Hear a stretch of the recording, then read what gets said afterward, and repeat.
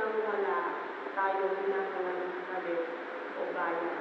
Kasi ito ang ibig sabihin, o ito yung meaning na talagang pagtulong na walang kapalit o wala tayong hinihiling bayan.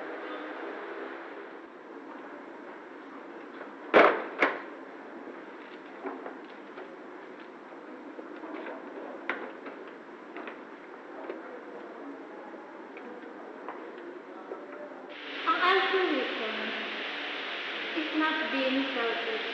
Ang pag-selfish ka kasi, inuuna mo yung sarili mo lagi. Pero ang altruism,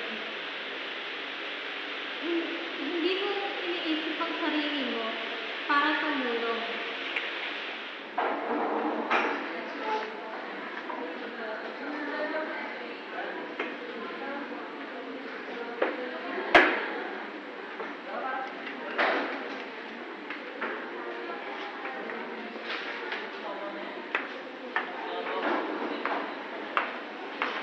Walang secret agenda, hindi katulad ng mga artista na nakikita natin sila minsan na tumutulong para makapag-gain sila ng maraming fans, maraming humanga sa kanila.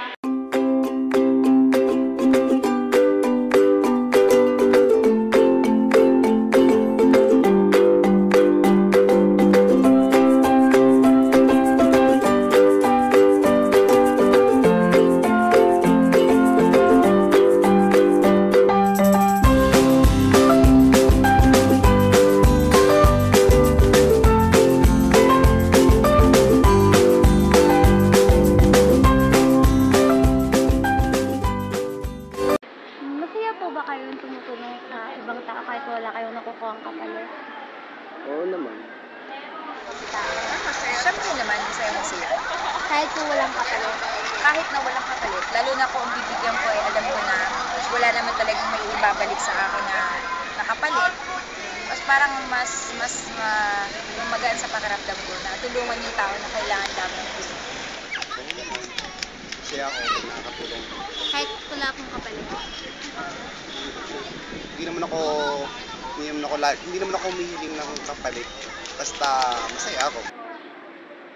Yeah. Yes.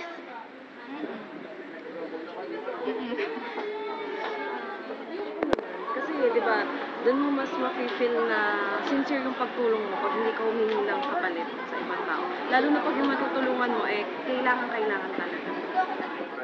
Mas maganda yun. Yan ay bukal sa loob. Ang gantimpala yan sa Panginoon ay triple. Oo naman, masaya ako. Bakit po? Siyempre, isa din naman akong tao na kapwa-tao din naman ang tutulungan ko. Ba't hindi ko pa siya tutulungan? Kami hindi naman ang may ganapang sa bawat isa. Pagdating ng mga panahon.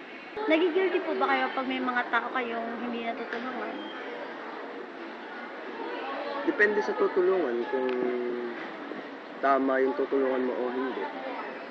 Ano pong depende? Kunyari, may magdanakaw, nahingi ng tulong, kailangan mo gawin ang tulungan, hindi. So, ibig sabihin, hindi ako kailangan mag-guilty kung hindi ko sa tutulungan. Pero kung hindi naman ganun, kung maganda naman ang intention niya, bakit hindi? Siyempre naman, lalo na kung yung alam ko na hindi ko talaga kayang ibigay yung tulong na kailangan niya. Oo. Tulad kahapon. Yung ate ko, kailangan kong tulungan. Pero, mas inuna ko muna yung iba kasi sa ate ko.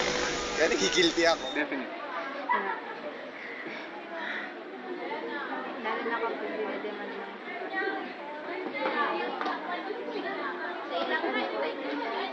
like, halimbawa, parang ikaw na lang yung pwedeng tumulong sa tao na yun.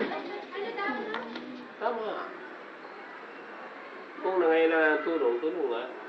Nagigilty ako kung nanghingi ng tulong na hindi matulungan. Kaya tinulungan. Minsan, tapos parang yung feeling na nakakahiya din tumanggap ng sobrang biyaya pagka nakikita mo na yung nasa paligid mo, wala naman. Ano pinagpapamotivate sa inyo para tumulong sa ibang tao? Magulang. Doon ako pinalaki ng magulang ko kung paano tumulong sa iba, kung sa nangangailangan.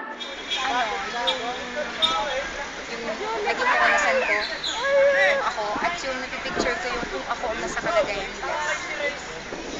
nagmo-motivate sa akin para makatulong sa ibang tao.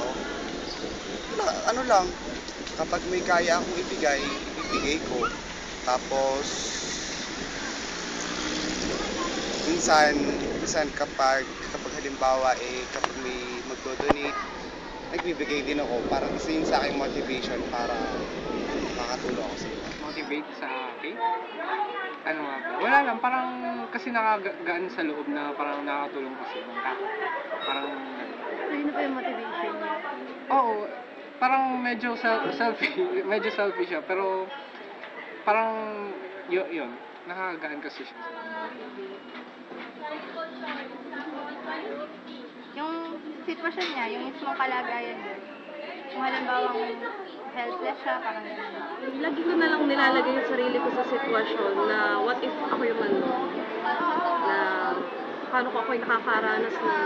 Tsaka, godly thoughts. Iniisip ko na God has given me so many things na alam ko na kaya ako binibigyan ng ganun is para ma-share ko din yun sa iba.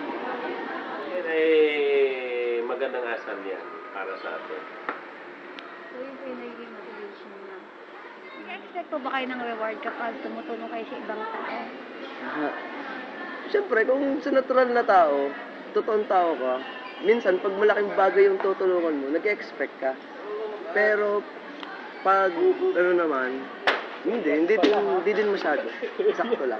Bagay, kung maliit na bagay, hindi okay lang.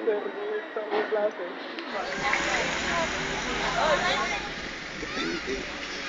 Siguro sa in terms of family, sa amin, nag-expect ako. Pero pag sa ibang tao, hindi naman kasi masaya naman ako pag nakakatulong ako sa iba. Hindi talaga. Ayos lang naman sa akin, pero minsan nire-reward talaga ako. Nag-expect po ba kayo ng reward? Hindi. Hindi ko inintay ang kapalit. Basta tumulong, walang problema sa akin. So ano ba yung pinaka-dahilan niyo kung bakit kayo tumutulong? Masaya lang. Magandang tumulong. Masaya at bukal sa kalubang ko tumulong. Hindi naman, pero within, parang kahit thank you lang. So, kasi yung feeling na parang nakikita nila or na-appreciate din nila yung ginagawa ko. Pero minsan naman understood mo na katulad mo pagka mga bantsaw or mga syempre, hindi ka naman mag-expect ng thank you sa mga yun. Or sa ibang tao na sobrang gutom na, parang pagbigay mo ng pagkain, diretso kain na lang yung mga yun Hindi ka na nila maiisip, pero pag nakikita mo naman sila na okay, tsaka masaya sila, parang okay na.